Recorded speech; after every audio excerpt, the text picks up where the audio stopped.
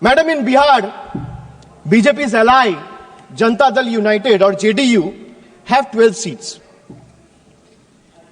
That means BJP has 12 MPs in Bihar. And in Bengal, BJP has 12 MPs.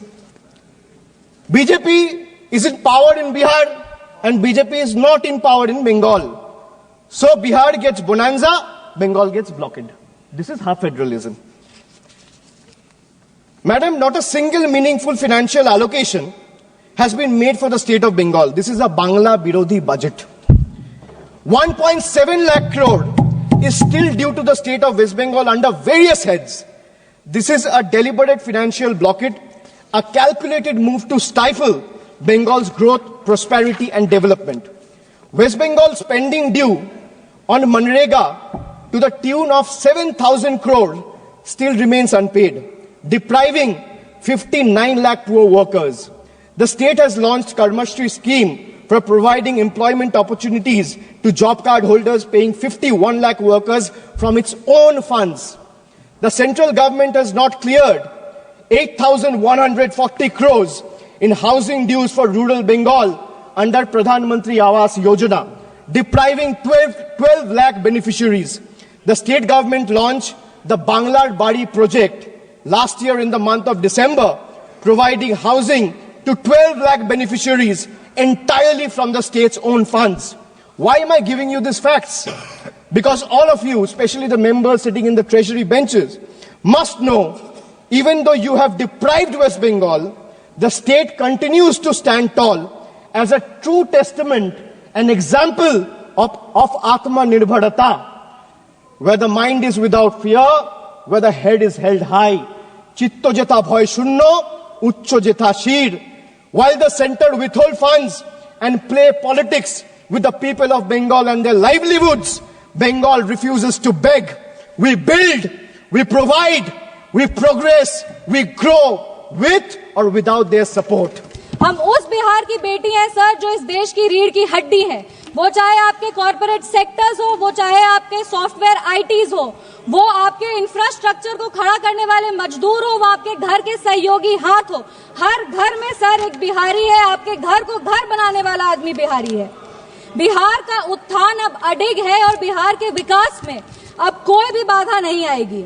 Regional favouritism की बात करते हैं sir, 2004 में DMK party के समर्थन के लिए तमिल को क्लासिकल लैंग्वेज घोषित कर दिया गया था और उसके लिए एक यूनिवर्सिटी की स्थापना भी की थी।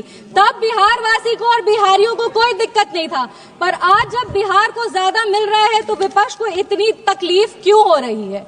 बिहार में आज जीडीपी का मतलब है ग्रॉस डोमेस्टिक प्रोडक्ट, बट जब विपक्ष की सरकार थी तो बिहार में जीडीपी का मतलब था गुंडागर्दी, डकैती और पॉवर्टी।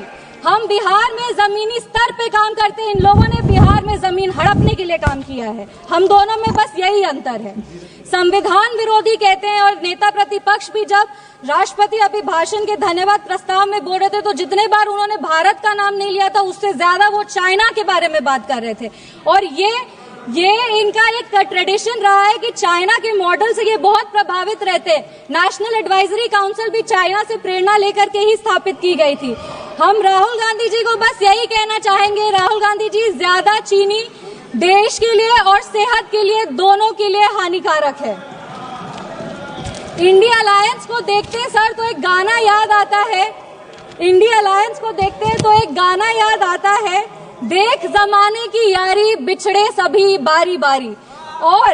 और Bihar election will be the last nail in India alliances coffin. इसके बाद इंडिया अलायंस वैसे ही इस धरती पर से विलुप्त हो जाएगा जैसे किसी समय में डायनासोर हुए थे। अगर हम बजट की बात करें तो वित्त मंत्री जी ने 50 लाख करोड़ का बजट दिया है, जिसमें 11,21,000 जो है वो कैपिटल एक्सपेंडिचर है।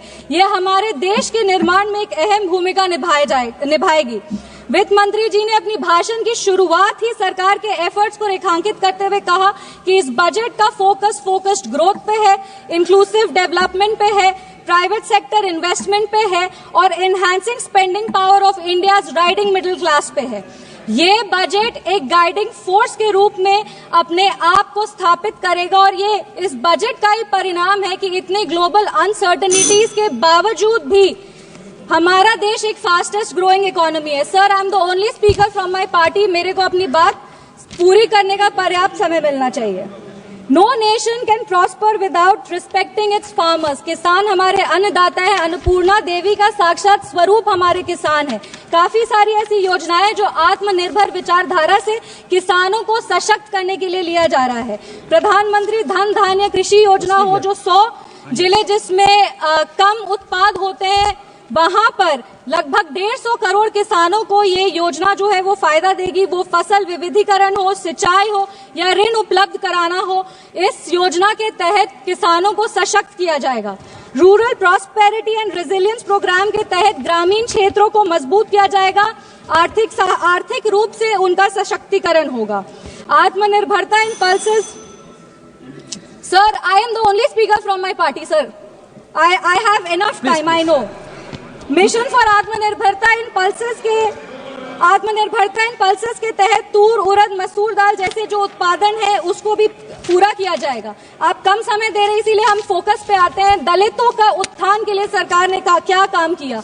पद्मश्री आचार्य किशोर कुणाल ने अपनी किताब दलित देवो भव में लिखा था, जिस दिन समता की आधारशिला पर बनेगा सुदृढ़ वितान, धन्य होगा यह देश और संगठन हमारा होगा अत्यंत महान। जब भारत के भाल पर सुशोभित होगी जाति समता की पताका, तब मिटेगी इस देश की दारुण दुखों की राका। इसी को आधारशिला बनाते हुए एक second sir, let me complete. इसी को अपनी आधारशिला बनाते हुए दलितों के लिए बहुत काम हुआ। उसके कुछ आंकड़े हैं जो हम पेश करना चाहेंगे। महिलाओं को जो महिलाएं अनुसूचित जाति जनजाति से आती है उनको पहली बार ऐसी 5 लाख फर्स्ट टाइम एंटरप्रेन्योर्स होंगे जिनको 5 साल में 2 करोड़ की राशि दी जाएगी। दलितों के लिए जो बच्चे हैं जो पढ़ाई कर रहे हैं उनके लिए पोस्ट मैट्रिक स्कॉलरशिप प्रोग्राम है और प्री मैट्रिक स्कॉलरशिप प्रोग्राम है। Thank you. Please conclude. Give me 5 minutes, sir. Please let me complete. It is not possible. 10 parties. Please, madam. 10 parties together have been allotted only 17 minutes. Already you took 7 minutes. Post matric scholarship scheme के तहत 2024 में लगभग 4.5 लाख ऐसी छात्रों को 5 करोड़ की छात्रवृत्ति वितरित की गई है और प्री मैट्रिक स्कॉलरशिप स्कीम के तहत 18 लाख छात्रों को 437 करोड़ की राशि दी गई है। सर, अनुसूचित जनजाति बिहार में लगातार जातियों को सिर्फ राजनीतिक लाभ के लिए इस्तेमाल किया गया था जब विपक्ष की सरकार थी। इंदिरा गांधी जी बेलची गांव गई थी हाथी पे चढ़कर, उसके बाद भी उन्होंने सिर्फ और सिर्फ उनके लाभ के लिए दलितों को प्रताड़ित किया गया। जब लालू यादव जी आज समाजवाद पे बहुत लंबे भाषण देते हैं, पर ये बात सत्य है कि अगर सबसे ज्यादा दलित को प्रताड़ित किया गया था तो वो उन्हीं की शासनकाल में किया गया था। हम अपने राष्ट्रीय अध्यक्ष श्री चिराग पासवान जी का आभार व्यक्त करते हैं जिनके प्रयासों सर 5 मिनट्स जिनके प्रयासों के वजह से आज निफ्टन जैसे जो इंस्टीट्यूट है वो बिहार में आ रहे हैं और आने वाले समय में बिहार ईस्टर्न हब में एक जो फूड प्रोसेसिंग है उसका एक नोड बनेगा।